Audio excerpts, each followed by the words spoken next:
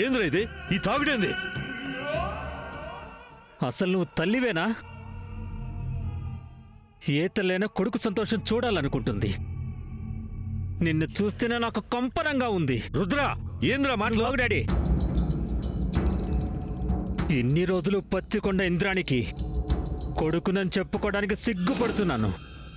నిత్యని పెళ్లి చేసుకుంటానంటే నువ్వు దగ్గరుండి చెడగొడుతున్నావు.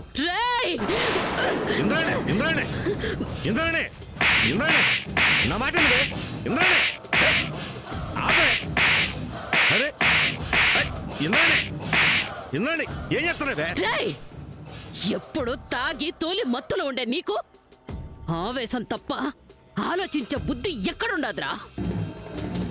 రేయ్, మీ అందరికీ ఇష్టమైన దైవం ఏ వినాయకుడో, ఆంజనేయ స్వామో, వెంకటేశ్వర స్వామో అయ్యుంటారు.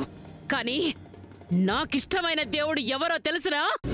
మహాభారతంలో శకుని.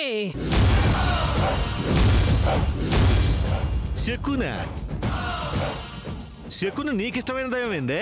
పెనివిటి, తనకు తన కుటుంబానికి జరిగిన అన్యాయానికి ఆ శకుని కౌరవుల పక్కనే ఉంటూ వాళ్ళ నాశనానికి పథకం వేసినాడు. వీడు కోడలు పిల్లని పెళ్లి చేసుకోవడానికి నేను కూడా వాళ్ళ కండగా ఉన్నట్టు నటిస్తూ ఎలాగైనా వీడి పెళ్లిని ఆ పిల్లతో జరిపించాలని చూస్తా ఉండా. కానీ వీడొచ్చి మొత్తం చెడగొట్టినాడు. ఏంది నువ్వు చెప్పేది? అవును పెనివిటి,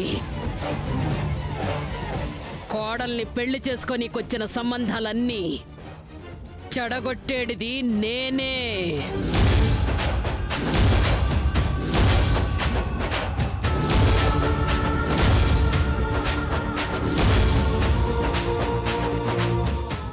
రామ్కి ఈ పిల్లకి సంబంధం అంటగట్టి ఎవ్వరూ చేసుకోకుండా అడ్డుపడతా ఉండా. ఇదంతా నా బిడ్డ నిత్యని పెళ్లి చేసుకోవడానికే. మమ్మీ, నువ్వు చెప్పేది నిజమా? అవును బిడ్డ.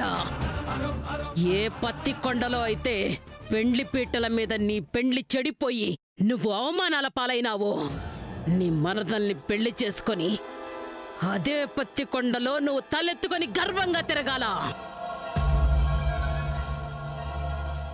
ఈ ఆస్తినంతా నువ్వే అనుభవించాలా. కోడల పిల్ల నా కాళ్ళ కింద కూర్చోవాలా.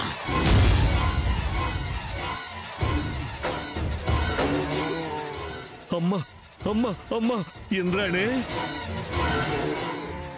ఎంత పెద్ద పథకం వేసిండావే! కనీసం ఈ విషయం నాకైనా చెప్పుండొచ్చు కదే. మాట పెదవి దాటితే పృథ్వీనే దాటతాది అని వెనకట పెద్దలు చెప్పుండారు గదా. నా బిడ్డ మహారాజులాగా ఉండాలంటే పెనిమిటికి నోరు జారి చెప్పిన ప్రమాదమేనని గమ్మునుండాను.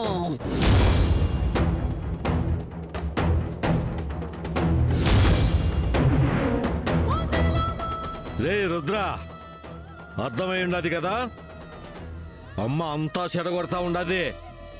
చెవిలో జోరీలాగా చేరి సోది పెట్టకుండా ఇక నుంచైనా ఆ పిల్లతో పెళ్లి జరిగే వరకు బుద్ధిగా ఉండవు. ఆ పిల్ల ఆస్తి చేతికొచ్చినాక నీ ఇష్టం వచ్చినట్టు ఉండొచ్చు. Thank you mummy, thank you very much. రేయ్, నీ సంతోషం కన్నా నాకు కావాల్సింది ఏముండదురా. కాకపోతే మీ నాయన చెప్పినట్టు కళ్యాణం జరిగేంత వరకు పద్ధతిగా ఉండు. పద పెనిమిటి.